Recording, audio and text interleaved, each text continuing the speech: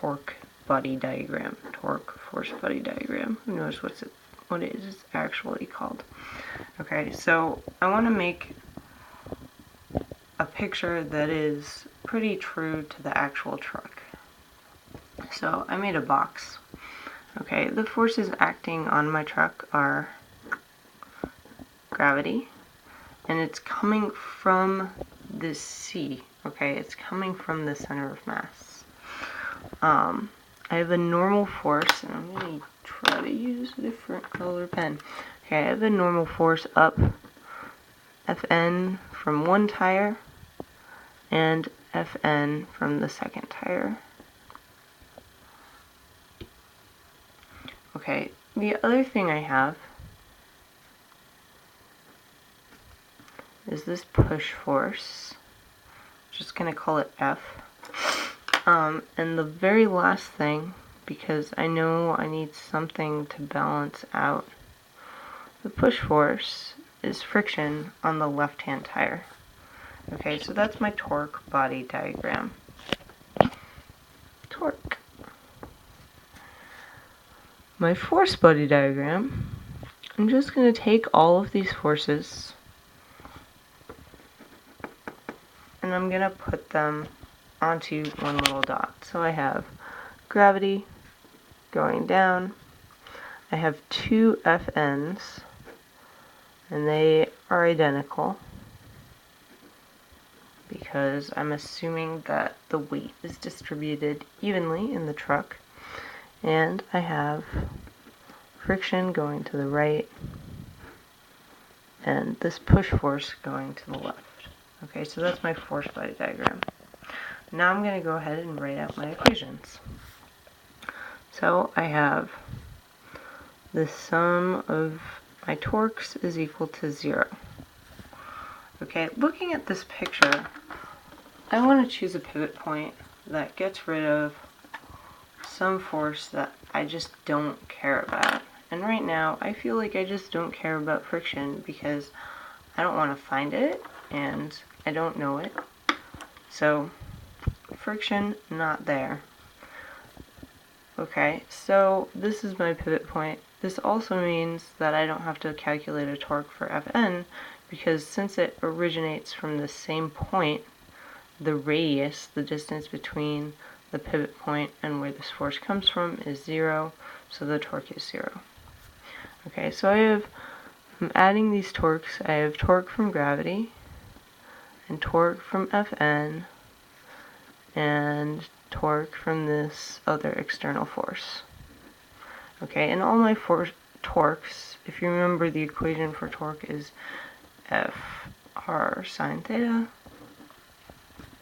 So I have Fg, which is pretty easy to calculate, Rg sine theta g. Okay, and if we look at our picture, gravity would pull our thing around this way. Okay, that is clockwise, so it is a negative torque. Fn would pull it the other way, around in the circle. That is positive, so plus Fn Rn sine theta n.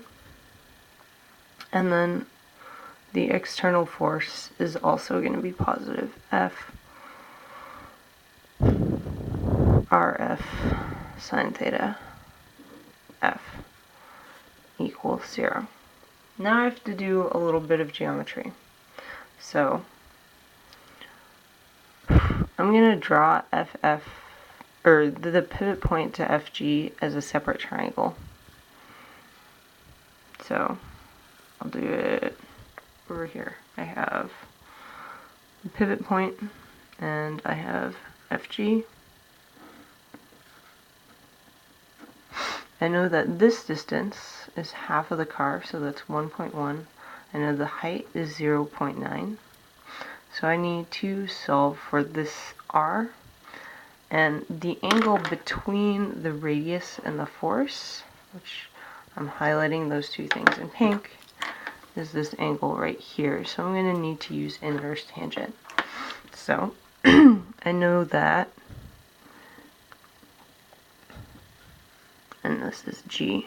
I'm going to label this so I don't get confused later. I know that tan of my angle equals 1.1 divided by 0.9.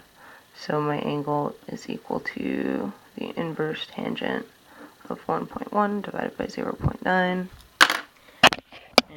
I even have a calculator. 1.1 divided by 0.9 and inverse tangent. You should get about 50.7 degrees. Alright. Now, to get this distance, we're going to use the Pythagorean theorem. So, we know that r is equal to r squared equals 1.1 squared, oh no, you can't see that, plus 0.9 squared. R is equal to the square root of 1.1 squared plus 0.9 squared, which is a number.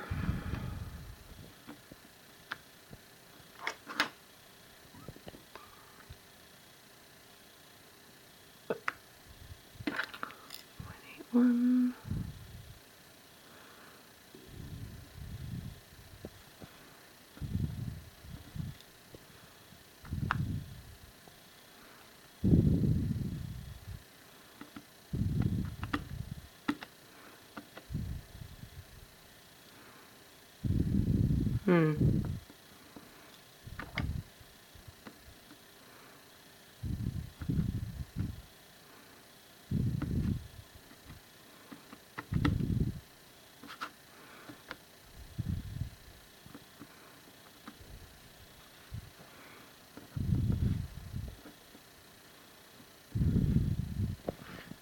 You get a radius of about 1.26.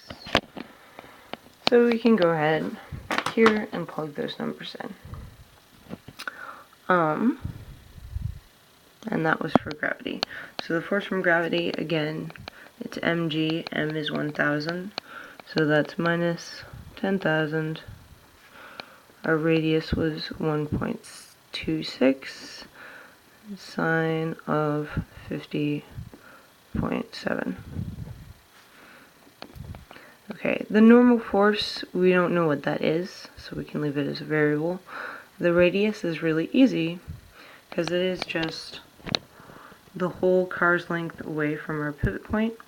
The car has a length of 2.2 meters, so our radius is 2.2, and the angle between them is a right angle, sine 90, which you can test out if you want, but I know that it's equal to 1. Okay. Plus, this is the tricky one, FF, RF, sine theta F. Okay, so that was my geometry for G, my geometry for F. I'll put down here. But it's the same basic process. Okay, so I have the car, and I know it's 2.1 meters tall. Ooh. F is over here. Okay, so this is 2.1, this is 2.2. Too bad they didn't make them both 2.2, because then it would be a 45, 45, 90 triangle. So again, you want this angle. Well, actually, let's see. The force is coming out here. You can find this angle or this angle. This is actually the angle we want. This is theta F. Okay, so we have inverse tangent of 2.1 divided by 2.2.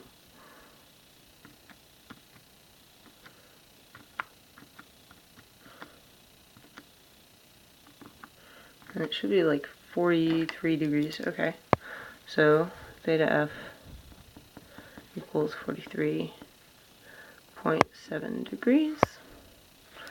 And we also know that the distance has to be the square root of bunch of stuff. So this radius equals the square root of 2.2 squared plus 2.1 squared.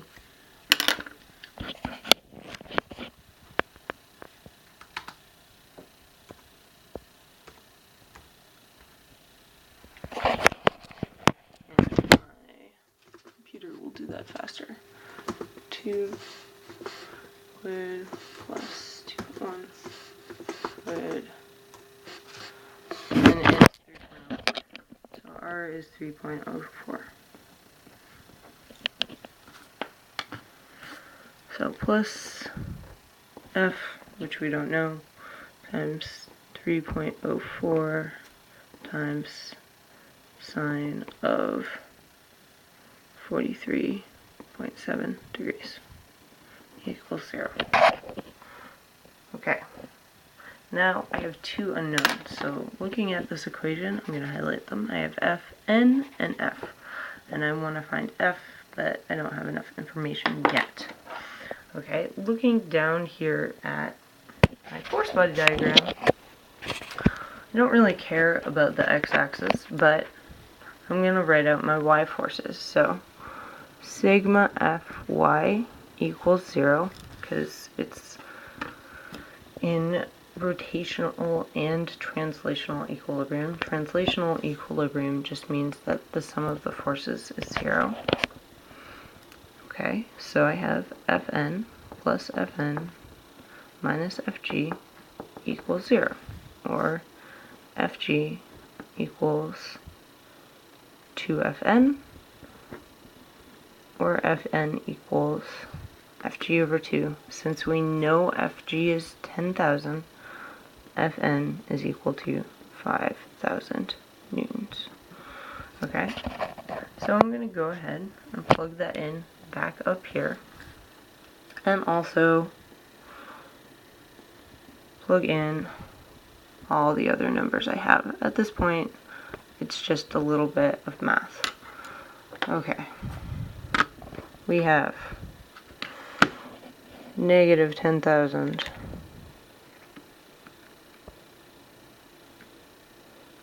times 1.26, okay,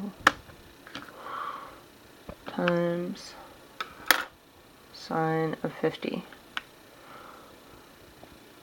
50 sine times 1, 2, 6, 0, 0.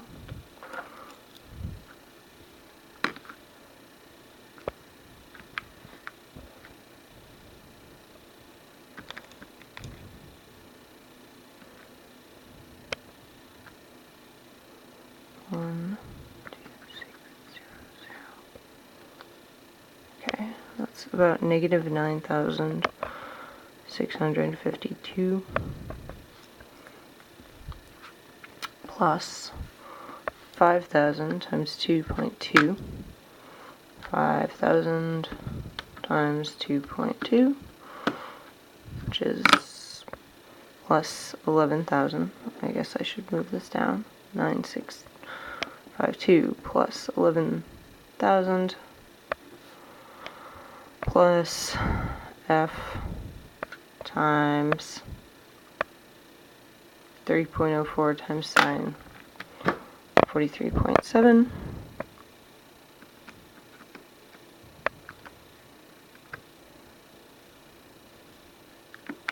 Let's see, 43.7 sine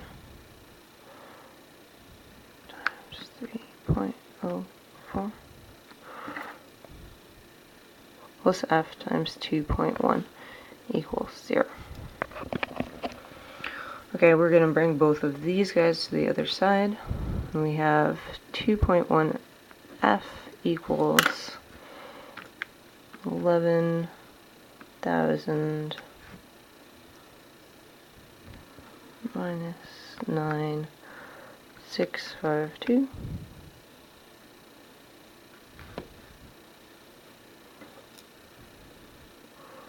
1348